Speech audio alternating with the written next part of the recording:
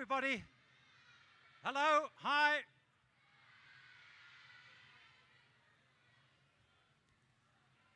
Okay, who knows what this is?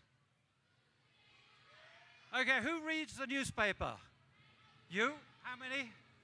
Not many of you.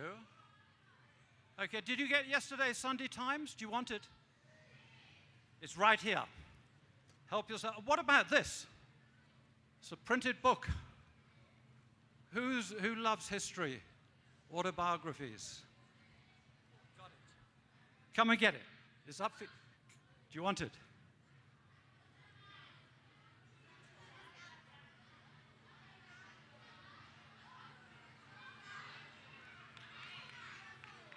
Enjoy.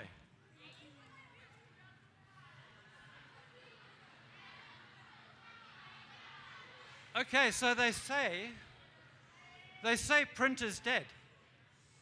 And judging by the show of hands, not many of you read printed newspapers. Not many of you read printed books. I guess you're probably using your iPads, your phones. So print is dead. Okay. But I have some technical assistance here. Okay, and newspapers, printed newspapers are in decline. Being replaced by electronic media. The only thing is possibly certain aspects of paper aren't quite dead yet. But if I was to say print is dead, I would be talking complete and utter rubbish. It's not dead. If you think about printing, what do you think about? You think about probably some old codger operating a hand press, dirty hands, ink all over the place. Well, if you think that, think again. Printing in the year 2020 has become digital. It's a high-tech industry. Although certain aspects of the printing industry certainly are in decline, newspapers and printed books, there are other aspects which are incredibly exciting and which are growing. 3D printing. Most of you have heard of that, yep. Fabric printing, signage, building wraps, vehicle wraps, packaging, all of these areas are growing. Personalized printing and fine art reproduction. And in fact, looking around here, I see the future. I see the future of what I would call the Mars generation. During your lifetime, people will start inhabiting Mars.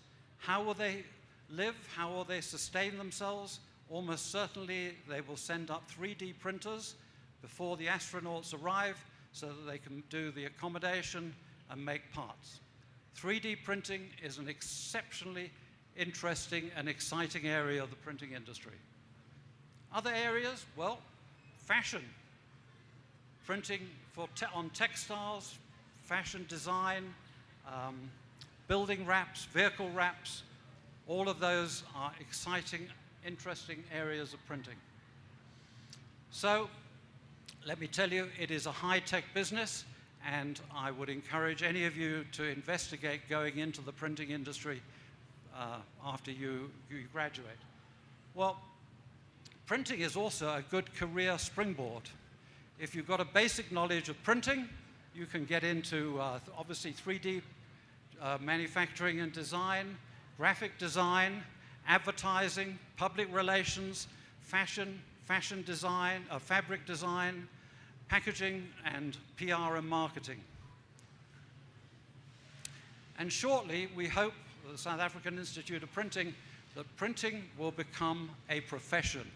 Like a doctor, like a dentist, like a lawyer, like a chartered accountant, printing will become a profession. And that's, if any of you were here yesterday, you probably heard Mr. Steve Tabella talking about the printing industry as a whole in South Africa. There are 1,228 companies.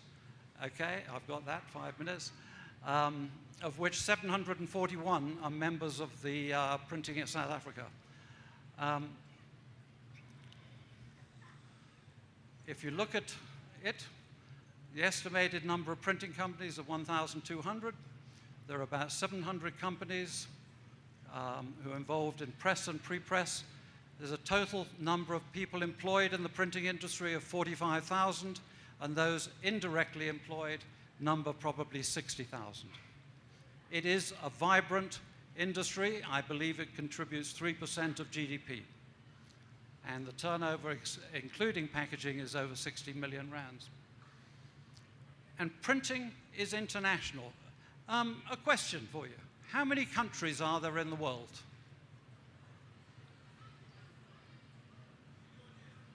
(193). Okay. There are 193 independent countries in the world. Every single one of them is involved in printing in one degree or another. So printing is an international business. It's a springboard for you to maybe travel the world. Well, where do you start? Well, there's never been a better time to join a professional body, and that is what the South African Institute of Printing is. You can come to the South African Institute of Printing stand or the Printing SA stand and get more details of how you can become a member once you start working with an accredited training course, such as the ones offered by Printing SA. So, the qualifications that you can get: you can become a print operator, a print technician, a print manager, a print technical director, or print director. So the opportunities there to grow are a multitude. Okay, I would like to say thank you, but I would just like to offer one word of advice to all of you. Have you heard of Steve Jobs? Well, you heard of Apple computers. Apple? Yeah. Steve Jobs was the founder of Apple, and he gave a speech to graduates of Stanford University in 2005. If you haven't had the opportunity of reading that speech, I really recommend you read it. It is inspirational. He tells 3 stories, but he ends up with two sentences of advice. Stay hungry, stay foolish. Stay hungry in life for your ambitions. Stay foolish. If somebody says that's impossible, question it. Stay hungry, stay foolish. I thank you very much. Thank you very much. Do we have any questions for Keith? Boys and girls? No questions? Okay, I see a hand that side. Do we have another question?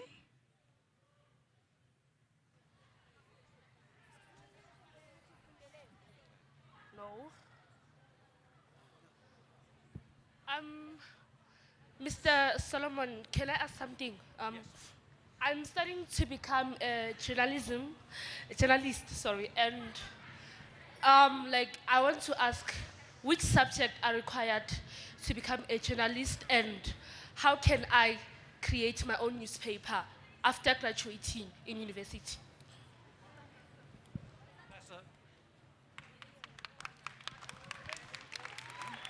Is it on?